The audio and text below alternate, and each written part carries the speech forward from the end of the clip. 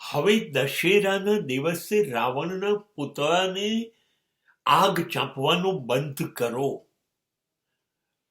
અદ્ભુત પાત્ર હતું. એને ત્યાં, હા, એનો દોષ એ રામની પત્ની સીતાને પોતાને ત્યાં લંકામાં લઈ ગયો એનું કારણ આપણને નથી ખબર. એ સમજતો તો સીતા એટલે ભક્તિ અને લંકા એટલે રાક્ષસો.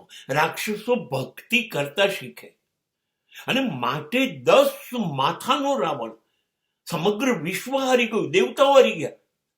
એને ધાર્યું હોત તો સીતાને ઉચકીને અશોક વાટિકાના બદલે પોતાના મહેલમાં બેસાડત, બળાત્કાર કરી શકત, રાણી બનાવી શકત, બાળકોને જન્મ આપી શકત. આવું કશું જ એણે કર્યું નહીં, કશું જ ન કર્યું. અને આપણે બળાત્કાર કરવા, અપહરણ કરવા, સ્ત્રી ઉપર ત્રાસ કરવા, આ સમાજે બાકી શું રાખ્યું છે?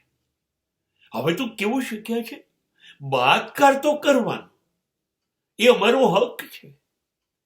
અને બળાત્કાર કરીને પછી પુરાવાના નાશ તરીકે સ્ત્રીને પણ મારી નાખવાની. રાવણ તો કોઈ પણ સમયમાં હોય, કોઈ પણ સમયમાં,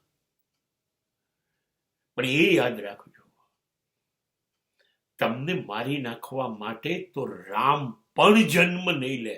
તમે એટલા નીચ છો કે તમારા માટે રામની જરૂર જ નથી.